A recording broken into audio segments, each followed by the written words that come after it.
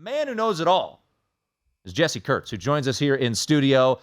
Stormy Bonatoni, our colleague, used to be your colleague there at the Mountain West Network. And fortunately for our show, you weren't able to join her show. So we will reap the benefits of that. And Jesse, you also do work with the Air Force broadcasts, which is great because we have yet to really dive into Air Force, a team that year after year is right there, top of the conference. But you know, I did some work with Navy, you know, and there's no red shirts, right? There's no transfer portal. So it's a really unique challenge. And when you lose someone as productive as, you know, Brad Roberts, over 1,700 rushing yards, it's hard to replace those types of players. So Air Force does still have high expectations this year. What do you make of Air Force heading into this year with some pretty decent holes to fill? Yeah, big holes. And it's a veteran team, but some of the key roles, the most important roles, are the ones you're filling. Your quarterback was a 3-year starter in Hazik Daniels, and then arguably one of the most important and productive offensive players in Air Force history, and Brad Roberts.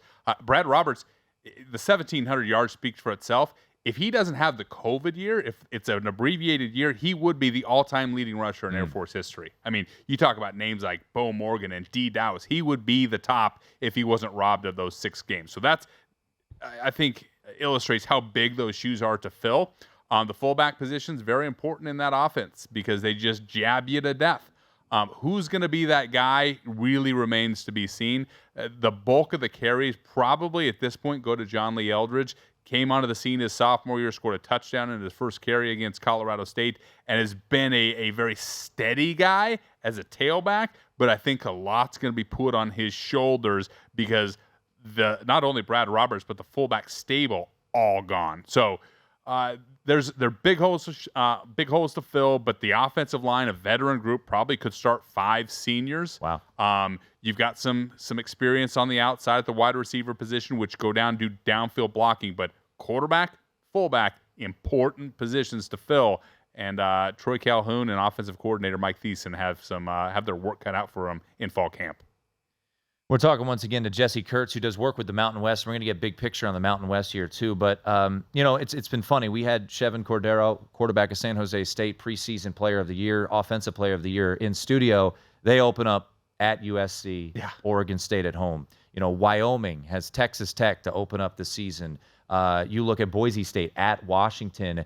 Do you like the way that Air Force's schedule sets up? Because we know that Air Force is always going to play the 2 service academies, and they beat them both last year to win the Commander-in-Chief's trophy, which I know is number 1 on their priority list. But they open up with FCS Robert Morris, and then they play the newcomer to the FBS in Sam Houston State. So while the rest of the conference is going big boy hunting, do you like the fact that Air Force, with some new pieces, kind of gets to maybe ease into it a little bit? Yeah, and I mean, I think that's by design, knowing what you have, and you know that the ceiling is within reach. I mean, this is a very good football team and very capable coaches. I think Air Force will compete to be there in the end in a Mountain West championship game conversation.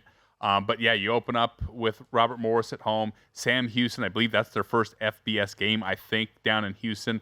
Utah State is retooling a little bit. That game at San Jose State's going to be tough. It's a veteran team with Chev at the quarterback position. That game against San Diego State, I think, is going to be one of those tests where you say, okay, where are we at? San Diego State is retooling in some places.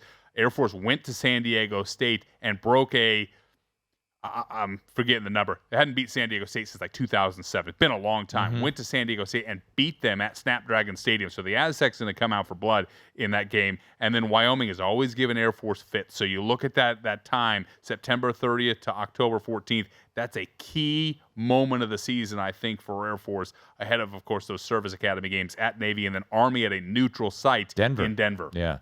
You know, let me ask you this, because, you know, I'm very situationally when I look at games on a week-by-week basis. And for the most part, I would say service academies, because they're so kind of stringent, they don't get too high, they don't get too low. Yep. But you look at that schedule, and it's hard to not just stare straight at Colorado State, right? You got at Navy, you go on the road to Annapolis. That's an emotional game. Following week, as you alluded to, you've got Army. And then there in the weeds, a road trip, even though it's close, you know, in the same state that you're in. But I don't know. What do you make of Colorado State? What, you know, because you do work with the Mountain West. Colorado State with Jay Norvell, they're starting to kind of get things rolling there. Yeah, and I think Jay Norvell was the perfect guy for that job. One, he's a very capable coach. He's had a great success. He gets the guys to buy in, and he gets the community to buy in. Colorado State was void of that under the previous direction of Steve Addazio, in my opinion. That's a very dangerous game for Air Force. Even though Air Force has had Colorado State's number for a long time. I think Colorado State has 1 or 2 wins in the last, 15-plus years. But you sandwich that in between those big rivalry games that are going to be close. Doesn't matter what the records are between Air Force and Navy and Air Force and Army. They're always close. They're always emotional. They're always physical. Guys typically get hurt in those games. Are they going to be able to come back? So you're right. That Colorado State game, the coaching staff will have a very big job to make sure guys are mentally ready in that sandwich game between 2 of the biggest games, if not the biggest games of the season. We're talking once again here in studio with the man who knows it all in the Mountain West, Jesse Kurtz, joining us. Looking big picture, Boise State picked again to win the conference as the preseason poll came out earlier today. Air Force 2, Fresno State 3. Let's jump to Fresno State. Jeff Tedford's going to hang out with us tomorrow here in studio. Looking forward to that conversation. You lose Jay Kaner. Yeah. You're the defending champs, but you lose Jay Kaner. Mikey Keene does come in from UCF. So, they went to the portal to get that. But, Fresno State, to me, seems kind of I'm very curious about Fresno State this year. Yeah, and the quarterback position is obviously huge. And Fresno State has always been able to groom great quarterbacks. I mean, you go back, Jeff Tedford, Trent Dilford, David Carr, Derek Carr, Jay Kaner. The list goes on. I'm most curious at how they fill the voids of the running backs. Lost Ronnie Rivers and Jordan Mims in back-to-back years.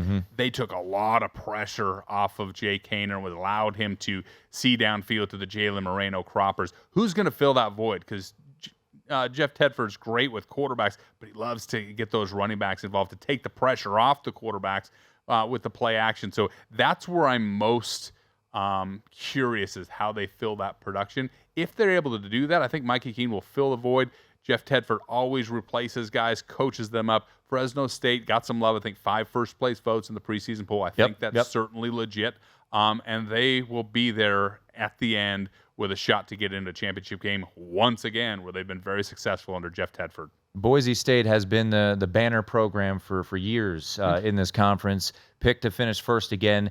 Actually hasn't won the conference, I believe, since 2019. Correct. So it's been, for them, it's been a while. We had BJ Rains in here yesterday who covers the program. He's like, these fans are getting a little antsy up there. They're not thrilled, even though they went 8-0 in conference play.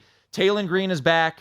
Halani and Genti are just 2 studs in the backfield. Didn't lose a ton to the portal, which is huge in the G5 level. Is Boise State rightfully the number 1 team entering the year? I think so, and the reason being those questions with Air Force. If Air Force had those 2 big questions already answered, it probably would be Air Force. My concern for Boise State and where I'm looking for, can they amp up the production? Offensive line, that was an issue. They had a hard time protecting Hank Bachmeier, which led to the quarterback change last year. And defensive line, they've always been really good at getting after the quarterback, but they were hit hard by graduation. DJ Schramm's a great linebacker. Dimitri Washington's a great edge rusher. Can they get pressure up front to alleviate some of that pressure from the backside, the linebackers and the safeties? If they're able to control the line of scrimmage to some degree, offensive, defensive line, I think Boise State right now should be the favorite. Jesse, we got 30 seconds. There's a team, there's always the bottom feeders.